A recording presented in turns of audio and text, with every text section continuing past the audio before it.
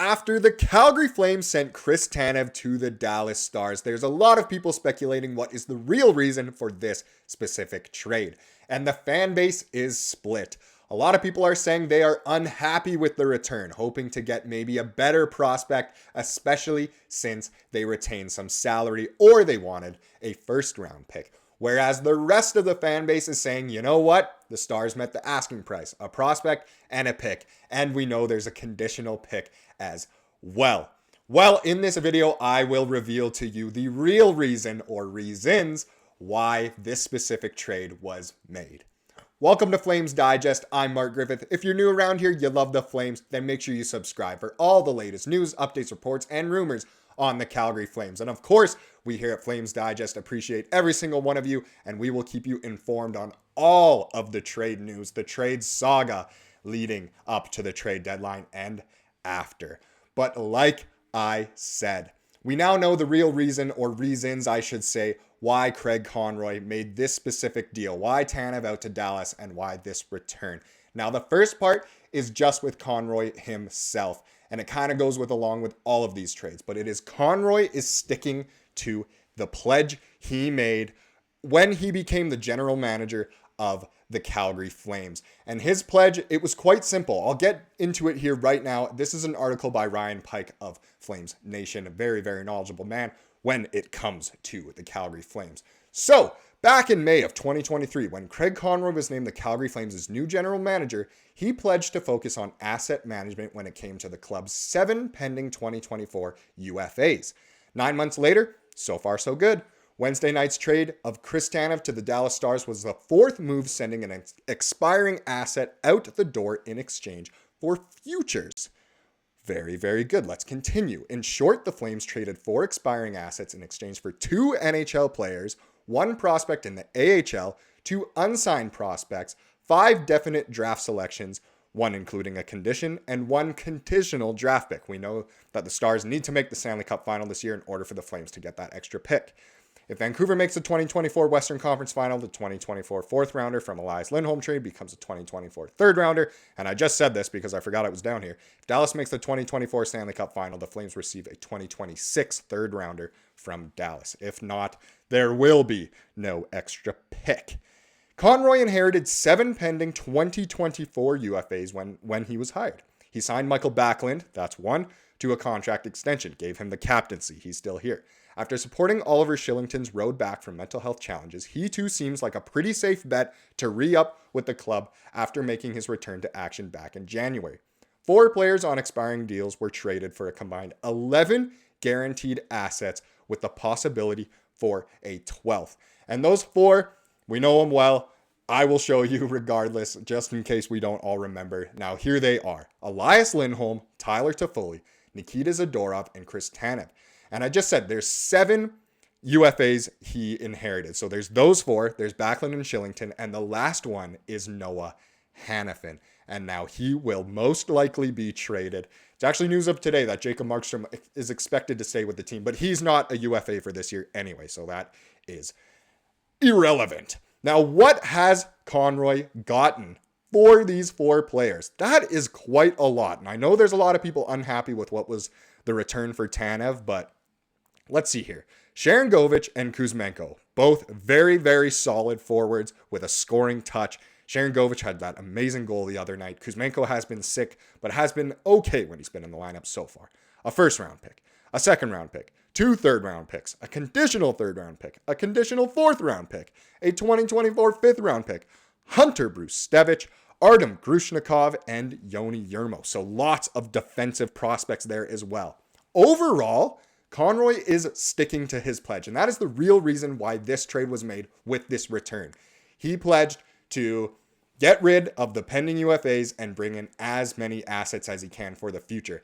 And what's good too is Chris Tanev, obviously a defenseman who's leaving. I know a lot of Flames fans want forwards back, but once Hanifin and Tanev are gone, they're going to be saying they want D-men as well, which is completely understandable. Now, I'm not going to totally pick a side on the trade here. I'm not going to say it's a win-win of a trade. Not going to say the Flames won the trade. Not going to say Dallas won the trade.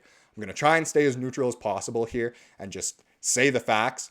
But either way, Conroy is sticking to his pledge. He promised Flames fans something, and he's sticking to it, which is nice. That's pretty honorable. Conroy himself is not a first round pick. He was drafted kind of mid-round by Montreal back in the day, so maybe he believes in those earlier mid-round picks as well. Just for maybe that reason. That's not a fact, but hey, maybe a bit of fun speculation here. So that is one of the main real reasons. Now let's look at a second real reason here. An eventual replacement for Chris Tanev is another one of the real reasons for this trade. I talked about him yesterday in the kind of reaction video breaking the news of the trade of Artem Grushnikov.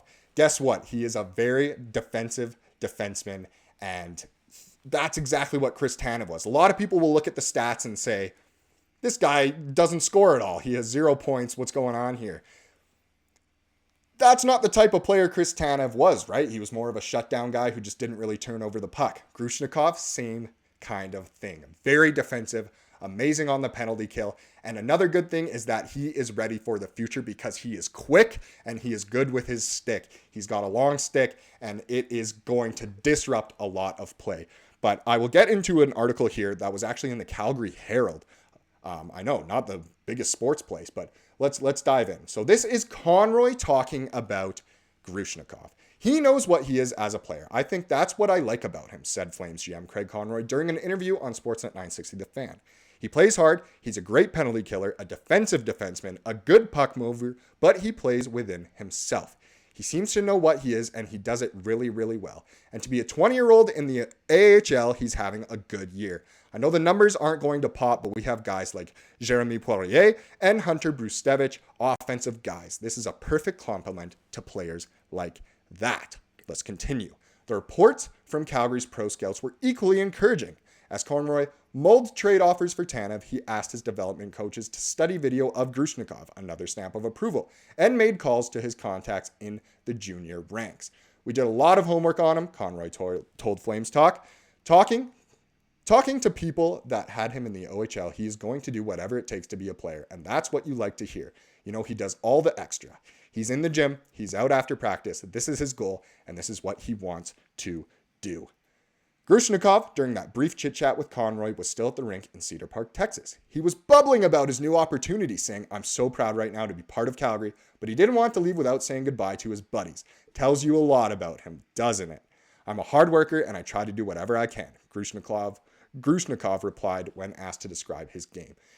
Hockey is my life and I do all for being a pro, for playing, and do all for my dream. My dream is to win the Stanley Cup. That is all of our dreams, especially in Calgary. We want to be that first Canadian team to bring home a cup in over 30 years. But Grushnikov seems like a very, very good guy. The Flames are high on him. Conroy is high on him. And I think a lot of Flames fans will be high on him as well. He has a lot of upside, a lot of potential.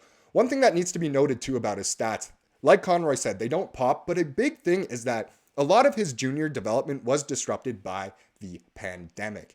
That can be obviously a disruption that can hurt a player's development, or it can show that their stats aren't as high as some of the players who weren't disrupted by the pandemic. So Grushnikov was actually playing a tier up, an age level up from what he actually was, which shows that, back home in Russia, they were high on him. So he has a lot of potential here. And he's a very, very good player. And like I said earlier, he's not going to be the one scoring goals and going out and getting 1 million points. That's not what the Flames wanted. That's not what they needed. Now, Grushnikov might not be NHL ready just yet, but with the right experience and the right exposure, there's obviously a chance he could be a very good NHL caliber player for a long time. I think as Flames fans, it's important to be optimistic and trust Conroy and appreciate his pledge. I do completely understand if you are underwhelmed by the return in this trade, but I also do understand if you're totally optimistic and you think, you know what, the Flames got what the asking price was. Because how do we know what the market is? The market could be very different from how it was in past years when players seem to go for so much around the deadline. Like Ben Sherratt went for a first-round pick back in the day. I know the market has now changed. And obviously Conroy knows what was on the table as well. I should be putting out a video tomorrow about why Dallas specifically, and it'll be more focused on the Chris Tanev side of this trade more than the Flames. I should say the Conroy side of this trade. But expect that tomorrow for sure. No matter what, it will explain why Dallas and maybe why the Flames got more of this return. Now, the last thing I want to look at in this video of the real reasons is the hidden gem in the trade. And a lot of people will say, well, what is it? We know about the salary retention. We know about the conditional pick. We know about the second round pick. We know about the prospect. What could it possibly be? Now, I didn't come up with this. That came from Reddit. But the hidden gem here is actually the cap space the Flames currently have and will have at the deadline.